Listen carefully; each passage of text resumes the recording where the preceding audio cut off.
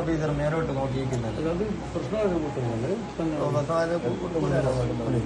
രാഹുൽ എന്തെങ്കിലും സംഭവം എങ്ങനെയാണോ? സംഭവം വെച്ചാല് ഞാന് 200 എനിക്ക് ക്രമനമ്പുറം ഓർമ്മ കിട്ടുന്നില്ല, ഒരു ബോട്ട് കൊണ്ട് ചെയ്യാൻ വന്നത്. എനിക്കറിയാവുന്ന ഒരാളാണ് എന്നുവെച്ചാല് എന്റെ നാട്ടിൽ തന്നെയാണല്ലോ. അപ്പൊ അയാളല്ല അത് ഞാൻ ഐഡന്റിഫൈ ചെയ്തതിനു ശേഷം ബൂത്ത് ഏജന്റാ ഞാൻ. അപ്പൊ എന്ത് ചെയ്ത് ഞാൻ പുറത്തേക്ക് എന്ത് ചെയ്ത് അത് അയാളല്ലാന്ന് പറഞ്ഞ് ഇത് വെരിഫിക്കേഷൻ ചെയ്യണമെന്ന് പറഞ്ഞ് പ്രിസൈഡിംഗ് ഓഫീസർ പറയുമ്പോഴത്തേക്ക് ആ പയ്യൻ ഇറങ്ങി ഓടിക്കളഞ്ഞു. അപ്പൊ ഞാൻ പറഞ്ഞത് കള്ളവോട്ട് ചെയ്യാൻ സമയത്തിൽ അയാൾ അറസ്റ്റ് ചെയ്യണമെന്ന് പറയുമ്പോഴത്തേക്ക് അവിടെയുള്ള ഡിവൈഎഫ്ഐന്റെ ഒരുപാട് ക്രിമിനൽസുകാരി ബൂത്ത് കയ്യേറിയിട്ട് യാതൊരു തരത്തിൽ പോലീസോ അല്ലെങ്കിൽ അടുത്ത പ്രിസൈഡിംഗ് ഓഫീസർ യാതൊരു നിർദ്ദേശമോ കാര്യങ്ങളോ കൊടുക്കുന്നില്ല. ബൂത്തിന്റെ അതിൽ ഞാനും ഷെഫീഖും എന്റെ കൂടെയുള്ള ഒരു നിലപാട് എടുത്തില്ല. ബൂത്ത് കയറിയിട്ട് 10-50 ആൾക്കാർ ബൂത്ത് കയറിയിട്ട് എന്നെ എന്ത് ചെയ്താ അതിന്റെ ഉള്ളിലിട്ട് ചവിട്ടി കൂട്ടിയിട്ട് എന്ത് ചെയ്തില്ല, ഒരു സംരക്ഷണം തരണ്ടേ? ബൂത്ത് ഒന്നിൽ അടച്ചിട്ട് സംരക്ഷണം തരണ്ടേ? ഷെഫീഖിനെ ആക്രമിച്ചു.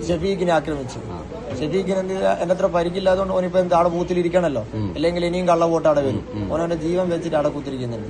എന്റെ കഴുത്തിന്റെ വള്ളിക്ക് എന്ത് ചെയ്ത് ഒരു കൈമലെടുത്തൊരു സാധനം വെച്ചാൽ കുത്തി. ആ സാധനം ഞാൻ എന്തുണ്ട് അവിടെ ഇപ്പോ നിലത്ത് വീണ് കിടക്കുന്നുണ്ട്. അവസാനം അടി കഴിഞ്ഞതിന് ശേഷം നമ്മളെ രേഖകളൊന്നുമില്ല. നമ്മൾ കൊണ്ടുപോയ വിവിപാറ്റിന്റെ നമ്പർ എഴുതിയെടുത്ത സ്ലിപ്പ് ഉൾപ്പെടെയുള്ള സാധനങ്ങളൊന്നുമില്ല.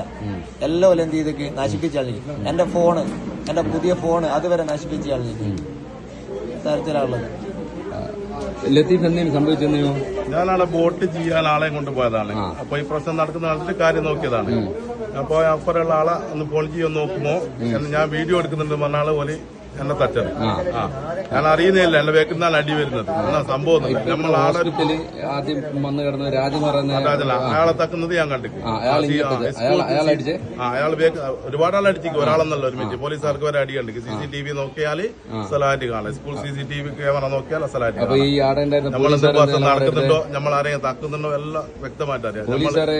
പോലീസുകാരെ നോക്കിയിരിക്കുന്ന ആൾ